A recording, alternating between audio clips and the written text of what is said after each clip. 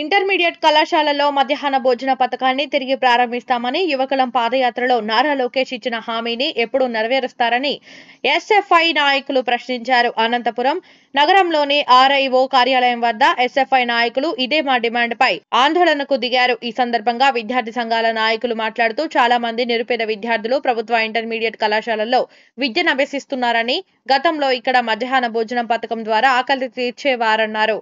కానీ ఆ పథకాన్ని రద్దు చేయడం వలన అర్ధాకలితో పిల్లలు చదువుకోవాల్సిన పరిస్థితి ఏర్పడిందన్నారు. యువగళం పాదయాత్రలో ఈ మధ్యాహ్న భోజనం పథకం పునరుద్ధరించాలని తాము నారా లోకేష్ దృష్టికి తీసుకెళ్తే ఖచ్చితంగా మా ప్రభుత్వం రాగానే దీనిని ప్రారంభిస్తామన్నారు. ఇప్పుడు కూటమి ప్రభుత్వం ఏర్పడి 2 నెలలు గడిచినా హామీ నెరవేర్చలేదన్నారు. అసెంబ్లీ సమావేశాల్లో కూడా ఒక మంత్రి, ఎమ్మెల్యే కూడా దీనిపై స్పందించకపోవడం బాధాకరమన్నారు. ఇప్పటికైనా దీనిపై ఖచ్చితంగా మంత్రి లోకేష్ స్పందించాలని డిమాండ్ చేశారు. కుటుంబాలకు సంబంధించినటువంటి విద్యార్థులందరూ కూడా ఈ రోజు ప్రైవేట్ సంబంధించినటువంటి విద్యను అభ్యసించలేక శక్తి లేనటువంటి ఆర్థికంగా ఇబ్బందుల్లో ఉన్నటువంటి విద్యార్థులందరూ ప్రభుత్వ జూనియర్ కళాశాలలో ఈ రోజు విద్యను అభ్యసిస్తున్నారు.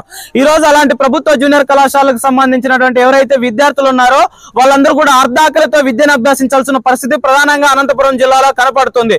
ఈ రోజు రాష్ట్ర వ్యాప్తంగా ఉన్నటువంటి ప్రభుత్వ జూనియర్ కళాశాలలో గత ప్రభుత్వం మధ్యాహ్నం భోజన పథకాన్ని రద్దు చేస్తే ఆ సందర్భంగా ప్రతిపక్షంలో ఉన్నటువంటి ప్రభుత్వం యువగలం పాదయాత్ర నిర్వహిస్తున్నటువంటి ప్రస్తుత విద్యాశాఖ మంత్రి ఎవరైతే ఉన్నారో నారా లోకేష్ గారు, మేము అధికారంలోకి వస్తే ప్రభుత్వ జూనియర్ కళాశాల అన్నింటిలో కూడా మధ్యాహ్న భోజనాన్ని పునఃప్రారంభిస్తామని చెప్పి ఆ రోజు హామీ ఇవ్వడం జరిగింది. ఎన్నికల సందర్భంగా ఈ రోజు అధికారంలోకి వచ్చి మొదటిసారి నిర్వహించినటువంటి అసెంబ్లీ సమావేశాల సందర్భంగా ఈ రోజు అసెంబ్లీ సమావేశాలు జరిగితే జూనియర్ కళాశాలలో మధ్యాహ్న భోజనం పథకం అంశం గురించి ఏ మాత్రం కూడా ఏ ఎమ్మెల్యే కూడా ఏ మంత్రి కూడా ప్రస్తావించకపోవడం సిగ్గుచేటు.